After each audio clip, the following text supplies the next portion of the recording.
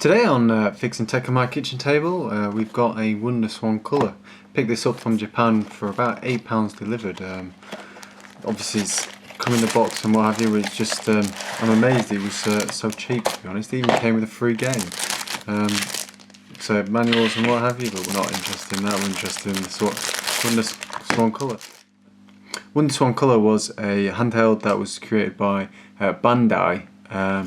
There was not a huge amount of games on it, and it only came out in Japan. But there was the black and white version, which I also bought at the same time.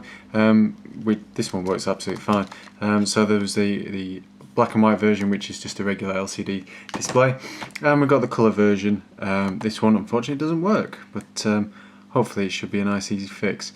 The issue with these colour WonderSwans, and I think a later version of the black and white WonderSwans, is the power button gets real dodgy. The carbon comes off the bottom of the button, which turns it on, and that causes it not to turn on. So hopefully we should just be able to jerry-rig something up, see if it actually is working, and if not, well, I'm sure we'll find out what it is. Interestingly, the WonderSwans have this little fancy battery holder where you actually put the battery in the holder itself and then put the holder back in, but just to show you that it's not working.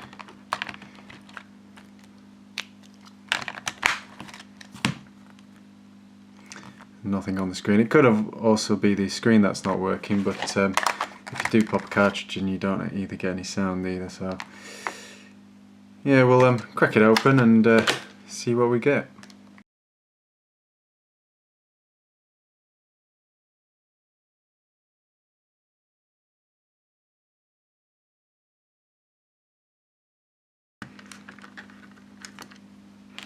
Right, so we get the separate the two bits, if we can.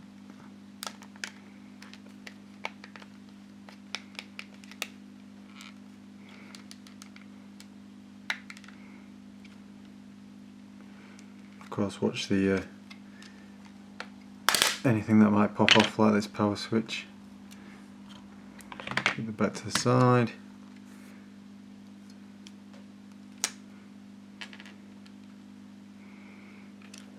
Can't see any more screws, so hopefully this whole front will just lift out. Yep, just like that. This is obviously the screen, so stay away from that, otherwise you want fingerprints on it. So this is where the power button is, obviously, and the orange one is the power. It even says power switch on it. It does look like there's a bit of carbon that's rubbed off on the power switch, so it might just be a case of rubbing this off and seeing what happens. Really, it does look like there's a bit of sticky air. It's definitely sticky as well, so maybe a bit of coke or something's been spilt on that, and that's why it's not turning on and off. So what I'll do is I'll get some alcohol wipes, I'll clean this off, and then I'll give it a go and see what happens. So I've got some alcohol wipes. These are just some pre-injection swab we put on for if you're getting injected, obviously. I like these rather than the rub-in squirty alcohol, just because they're easy to throw away, and to be honest, by the time they're dried out, you've usually got everything off anyway. So you saw how quickly that just came off with the alcohol wipe. And of course, with alcohol wipe, once it evaporates, you're all good. So I'm just going to do the rest of the buttons with this just while I've got it going. In fact, I'm just going to clean the whole of the board there. Not that it needs it. I'm also going to clean the back of the buttons, just so they're done as well, so there's no ickiness.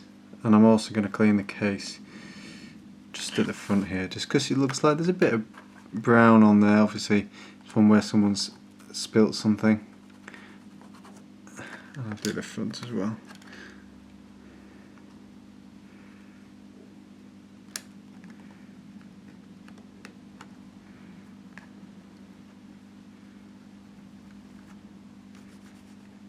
Make it look like new.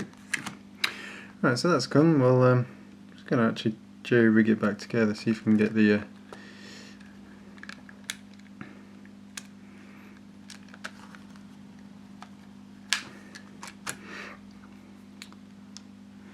I get the battery compartment, I wonder if I can just pop it in there. So battery should be on there if I push the start button, power button, sorry. Not getting anything there. Maybe it needs a cartridge into to power up. Make sure the battery's making contact. It could be that because everything's not aligned properly because the case isn't in. It doesn't like it. Still nothing there. I'm just going to put the case back on, to be honest, and then I know for sure whether it's just that or it's just me.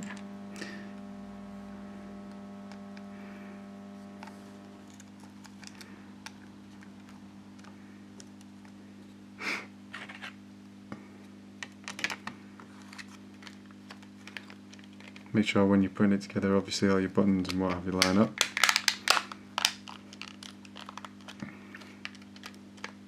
Don't need to screw the screws in.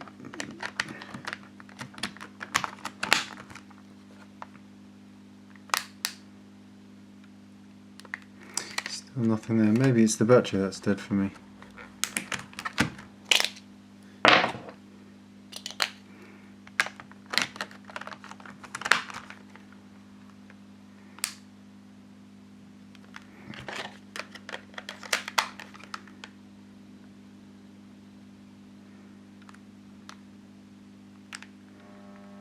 Still nothing there.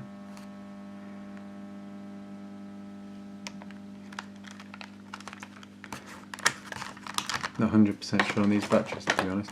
And just double check it with the working one I've got.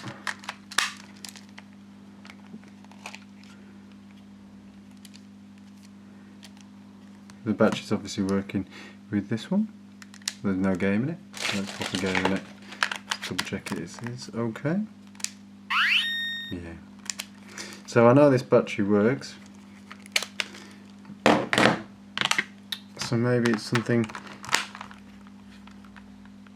nothing to do with the battery power. Sorry, nothing to do with the power button, or I just haven't sorted the power button out properly. So in order to test that,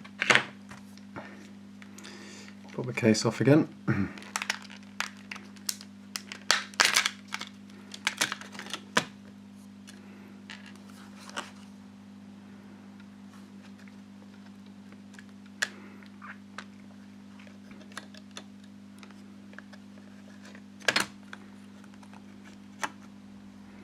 Okay, and what I'm going to do is I'm going to pop that battery back in.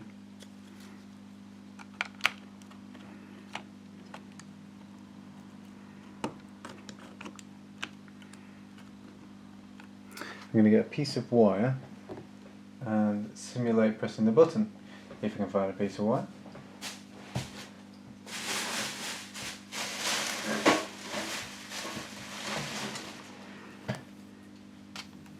I mean, to be honest, I could use a screwdriver or something like that, but let's see.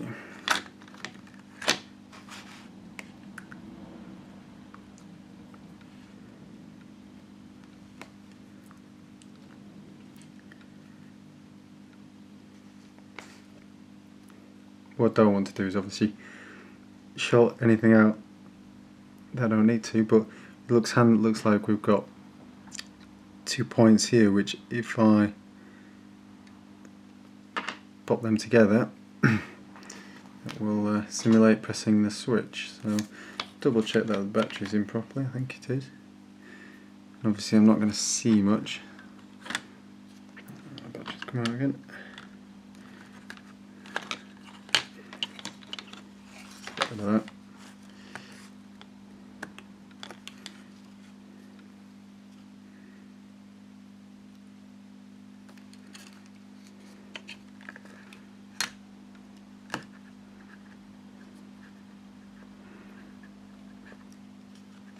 I'm going to rely on you telling me now.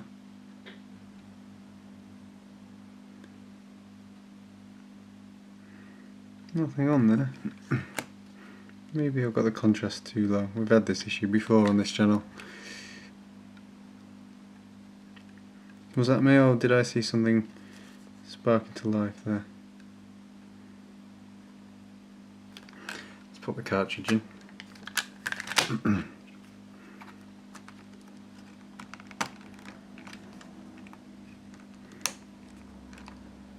Make sure I've got good contacts on the battery. Oh, nightmare.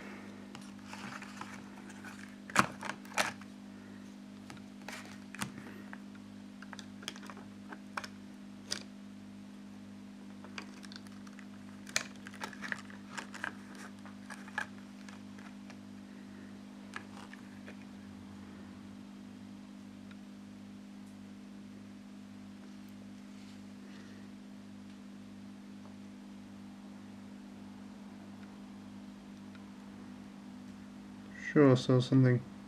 There we go. So that proves that. Oh, let's get the contrast.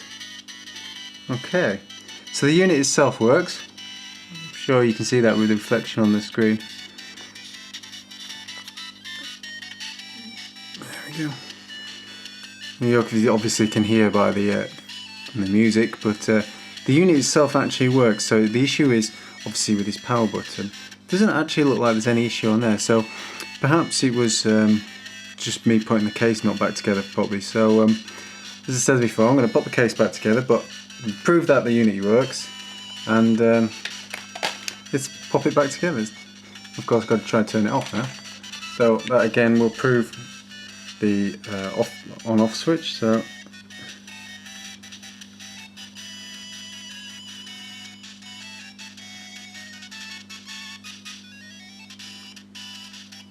a bit awkward.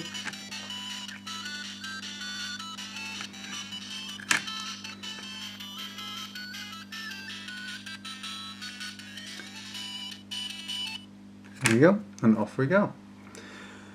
So, as I said, let's get the buttons back in.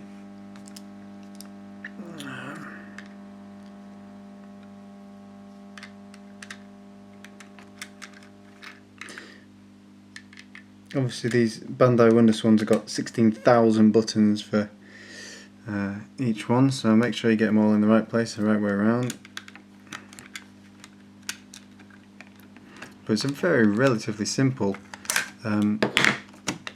handheld. I mean, these wonders of modern technology. I mean, look at the Game Boy, how much stuff was in there, the original Game Boy, and now we can just do just as much, and if not more, with, you know, this. So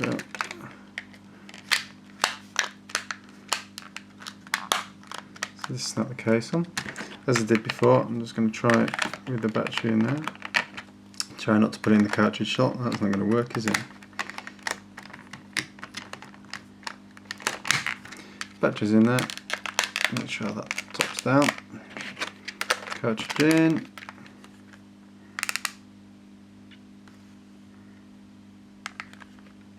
Still doesn't like it. Very odd. So it's obviously this power button. There's something not quite right. Maybe maybe the buttons collapsed, or the rubbers collapsed on it, and it's not making contact with the pads properly.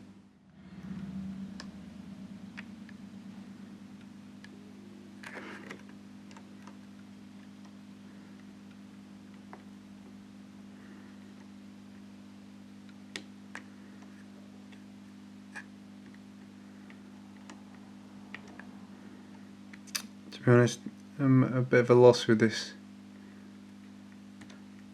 with these rubbers.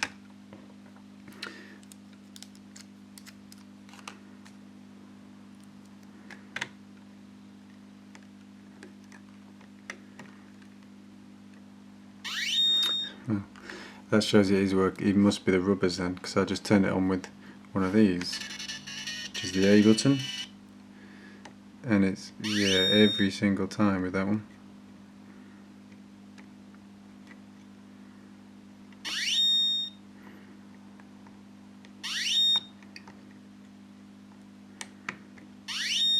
So it shows that it is definitely these rubbers that need replacing. Whether you can actually buy them, I don't know, but I know, as previously said, you can get, I don't know, I know previously you can, as previously said, you can get paint just to dab on these, just to replenish the carbon or whatever it is, whatever the substance is that causes the circuit to make. So I suppose I'll either buy a new one or just get the paint and paint it on. I don't think there's any other way we can really do it. I mean, I'd hate to solder something on there, and I think it would just cause so many issues if to tin it with solder or what have you. But to be honest, there's nothing to lose it, so I might give it a go. But I think it's just going to melt the rubber, to be brutally honest. But at least it shows that this £8 WonderSwan is working. All the way from China, boxed and everything. It's a ridiculous amount of money for such a niche product. So what I'm doing is gonna get another one of these. I'll try fix it up, and at least it's a WonderSwan fixed. £8 I think it was from Japan for a niche product. So even in the box and a free game. So it's crazy. But got a black and white WonderSwan, which you saw earlier. Got a colour WonderSwan, and both will be working, especially when I fix that. So that's it for this time on Fixing Tech on My Kitchen Table. I'll see you next time.